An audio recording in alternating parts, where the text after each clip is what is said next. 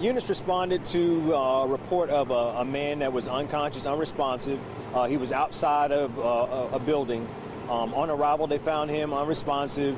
They treated him per our protocols for his symptoms that he was having. He was transported to the emergency room and turned over to the staff in the ER. Once they were returned to the station, they received a phone call from the emergency department stating that it was something that was not right with the patient, and they thought that they may need to return and be evaluated. They returned to the emergency room and were evaluated in the ER for different symptoms. Nothing real major. They were assessed and they're all clear to be released home.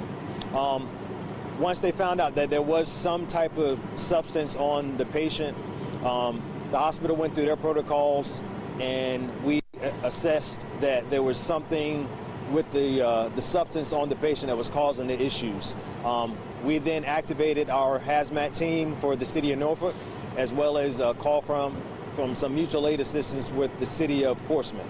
They came and they assisted with trying to come up with what was going on with the chemical or whatever it was on the patient. And what did they do here in terms of decontamination of the ambulance and all of that stuff? What role did they play out here? So with all of the help that we received from our hazmat team here in Norfolk as well as Portsmouth, they assisted with decontaminating all of the equipment in the hospital just to make sure there was nothing left behind, as well as the ambulance, the people in the emergency room that were exposed, and the 3 personnel from Norfolk Fire Rescue that treated and transported the patient. There was a rumor going around that there was an explosion. Is there anything to that? That is completely false and inaccurate information. How many people have been affected? How many people have been hurt? There was a total of 5 or 6 people in the emergency room as far as the staff there, and 3 people were treated from Norfolk Fire Rescue.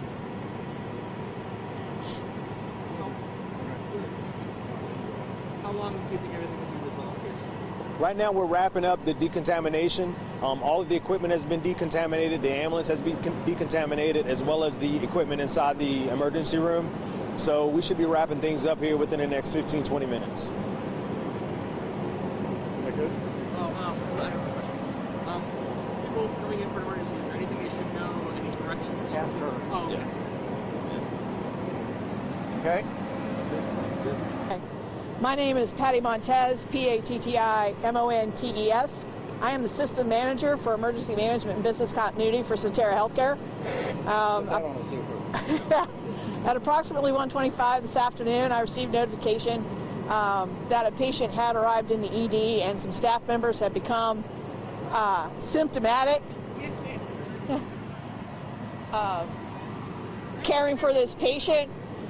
The staff in the ED did a great job recognizing that something was amiss with the patient when several of them caring for the patient started to become symptomatic. Basically, chills, not really chills, excuse me. They became dizzy with some headaches, had a little increased heart rate. We immediately contained that patient and contained the staff who were affected.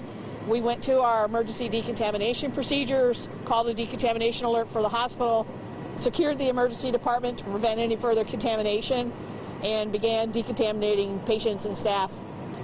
None of the active patients in the ED were exposed in any way. We did, unfortunately, have to shut down for about 20 minutes to incoming ambulances because we needed to take care of the ambulance bay and our trauma bay where this patient was located. That has since been resolved. We are open for business. Ambulatory patients were treated the entire time. We didn't have to move any patients. We were able to easily contain it. The staff was 5 staff members from Sentara and then 3 from Norfolk Fire and Rescue. They're all doing well and in the process of being discharged now. They've been decontaminated and placed in scrubs so that they can go home after the incident. All of the contaminated materials are going to be taken care of by our hazardous material contractor. Unfortunately, clothing and things of that nature will have to be incinerated. Personal effects will be returned to the employees because those can be cleaned. But everybody's been discharged, including the affected patient.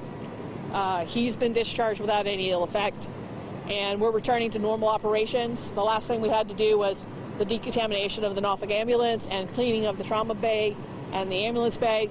That's nearly complete, and we'll be back to normal operations. And so, in the meantime, what should people that need to go to the emergency room know when they're coming in? That there's no interruption to people coming into the ED here at Norfolk. We're treating all of our ambulatory patients the same. We're now receiving rescues. There's no interruption to our care. So was the patients upstairs affected by any of this? I'm sorry? Was any patients upstairs affected by any of this? No, ma'am. This was completely contained to the trauma bay in the emergency department because the staff did a great job of early recognition. The substance in question, how much do we know about it right now? Unfortunately, when these type of situations happen, we don't often have enough of the substance to test and determine what it was. So we treat the patients and then any affected staff symptomatically. And that's what we've done here. The staff, when they went in to care for the patient, they looked to see if there was enough of the substance for testing. There was not. And our basic toxicology panels that we run on patients in this type of situation probably won't identify a substance. Is it like a liquid or a powder? It appears to be a powder. When the staff began caring for the patient, they noticed a powder about his face and nose.